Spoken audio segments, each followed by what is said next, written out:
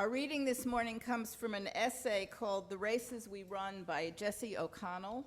Jesse is a friend and neighbor of ours in Alexandria, Virginia, and he wrote this essay after losing an election, a primary in June. Strictly speaking, I've spent most of my life losing races. This is admittedly a rather maudlin sentence to open with, but I promise you it's not intended to be read that way. I simply wanted to start by establishing the basic and incontrovertible truth that losing races is something with which I have a great deal of experience. He goes on to say, I was a track athlete for the entire early part of my life.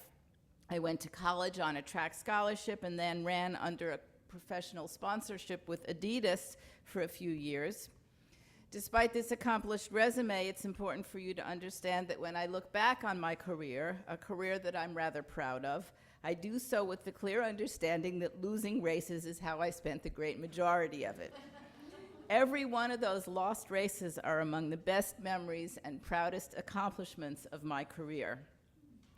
When I was still competing, the way I'd manage performance anxiety was to stand at the line and remind myself that no matter the result about to unfold, I'd still walk back over to my gear and change out of my spikes afterwards, and I'd still go home and have dinner that night, and I'd still wake up the next morning.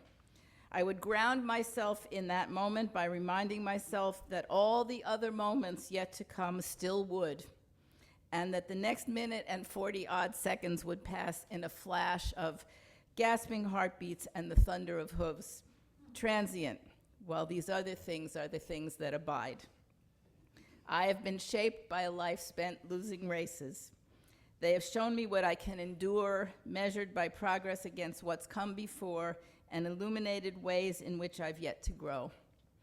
Even as I'm surely a product of all the successes I've had along the way, I'm also the sum of each of those losses. Each one hurt, each one passes, and each one is never the last. I've long possessed the clarity that losing a race is not an act that defines us. It's a formative act and a generative one, but never a conclusive one.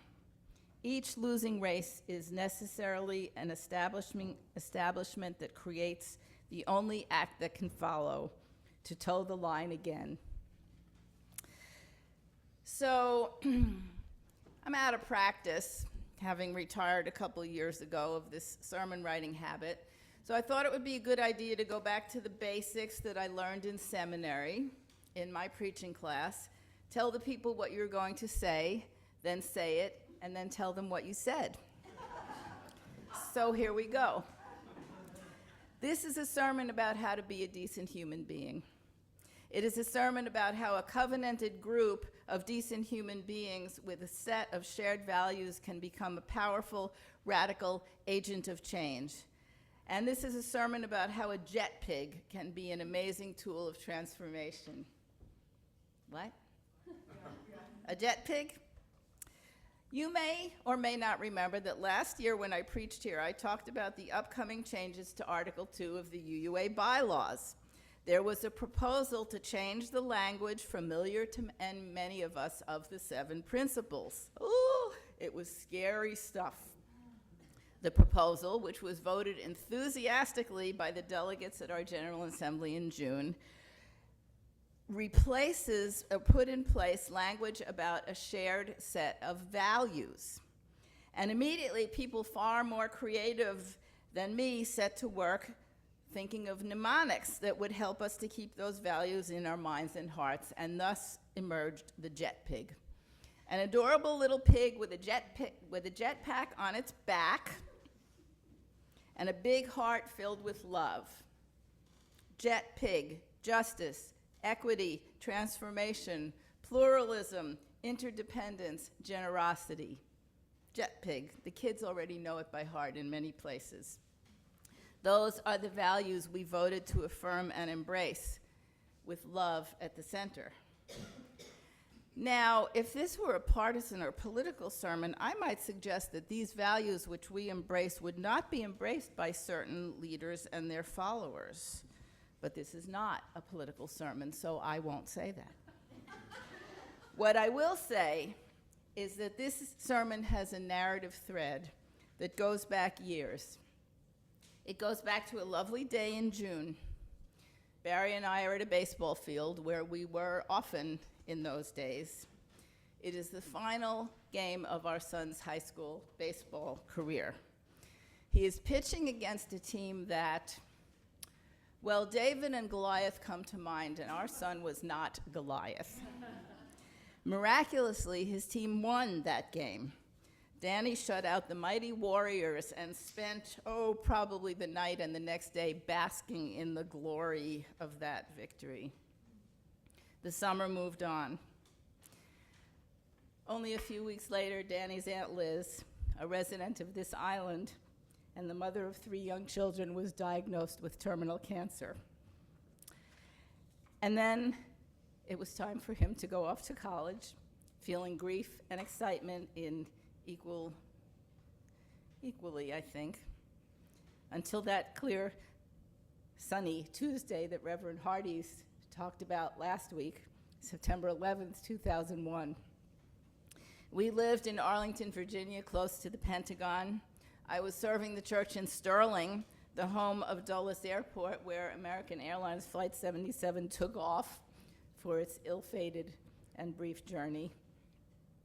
On September 12th, the next day, I woke up with a huge to-do list and a sense that I could not possibly meet all the needs of my congregation, my community, my nation. But my dog Pepper needed a walk. I could do that, so out we went. Now for Pepper, of course, that day was like any other. The grass smelled just as sweet, the bushes and the trees held information for his nose, and his people still loved him. He looked back at me and he said, "Look," with his usual enthusiasm, "it's all still here." And so it was, right? We muddled through those days and weeks and months of exhaustion and fear and confusion and sorrow. During winter break that year, our son Danny came home from college and reconnected with his high school friends. And one day he came home from a shopping trip to the mall looking thoughtful. He told me he had run into the coach of the Warriors while out shopping. Remember Goliath? He told me Danny said that losing that game was the worst day of his life. Can you imagine what kind of life that man must have lived, that losing a baseball game is the worst day? And so that brings me back to Jesse O'Connell's essay about winning and losing and what is really important. Now, Jesse, like me, had the benefit of a good Jesuit education at Georgetown. We both understand the importance of servant leadership. That is, we understand that people of faith lead from the heart with love at the center. Our job is not to dominate or exploit, but to create the circumstances under which every single person can live into their potential. Now, if this were a partisan or political sermon, I might suggest that the concept of servant leadership is quite foreign to some of our current leaders, but it is not, so I will not say that. What I will say is that Jesse reminded me of how critical it is to our mental and spiritual health to remember always, always what is genuinely important, what matters in the end. It's nice to run fast and win races. It's nice to pitch fastballs and win games.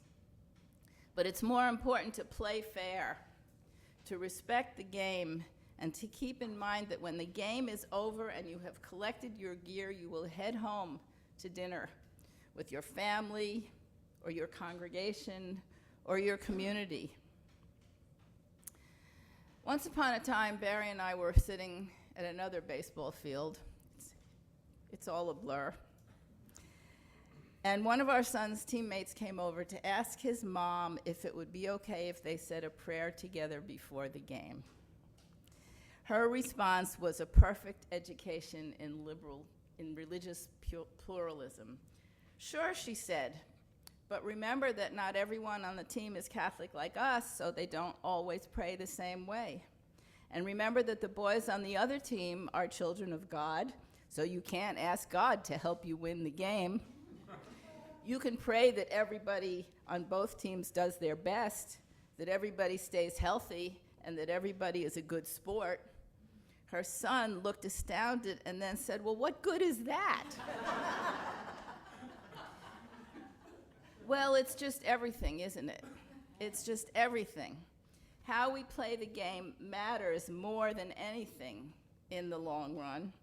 How we play the game is what makes us into decent human beings. How we play the game by coming together in good times and in bad. How we aspire to live up to our covenants in good times and in bad. How we break those covenants because we are human beings and we call ourselves and each other back into right relationship. How we remind ourselves over and over of our shared values, even if we have to use the silliest of mnemonics for a while. Jet pig, jet pig. How we center love in all that we do. All of that is how we become together powerful and radical agents of change. It is how we become winners in the most profound sense of the word. It is not easy, is it, to do that? But we do that arduous work because we know what is truly important in our lives.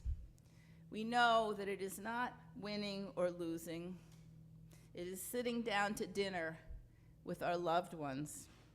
It is sitting in these pews together. It is zooming in to be part of a community. It is getting out the vote and making sure that those among us who are the most vulnerable are also the most protected and honored and beloved. There is an election coming up soon. There will be a winner and there will be a loser, and that outcome will have an enormous impact on all of our lives. No question about it. But no matter the outcome, what will loom large in the long run will be how each side played the game, how each side conducted ourselves during this exercise in democracy. A recently departed colleague, David Rankin, told a story once about a sermon he gave just prior to the 1968 presidential election. Following the rules, as am I, he very carefully avoided naming names of candidates. He simply urged his congregation to make their choice based on their assessment of the decency of the candidates and their position on issues that were of foremost importance. He was then surprised that after the service, somebody came up to him in the receiving line, shaking his fist angrily and said, "How dare you endorse Hubert Humphrey from the pulpit?" I am not from this pulpit telling you who to vote for, or who to volunteer for, or who to donate to. I am telling you to be sure that the candidates you support are decent human beings whose values align with your own. I'm telling you that teamwork and mutual support and togetherness will get you much further than trying to go it alone. Pooling your resources will vastly enhance your effectiveness. That's what You the Vote is about. That's what postcard writing on Monday afternoons is about. I am telling you that how we play the game matters. Though it may be hard, it is essential that we recognize and honor the decency of even the people we disagree with in this election. I am telling you to fight like hell for the candidates that most closely represent your shared values. The candidates who are decent and honest, the people who keep love, not hate, at the center of their lives and their stories. So here we go, toe to the line, as Jesse O'Connell would say, and thus ends this completely nonpartisan and non-political sermon. Amen.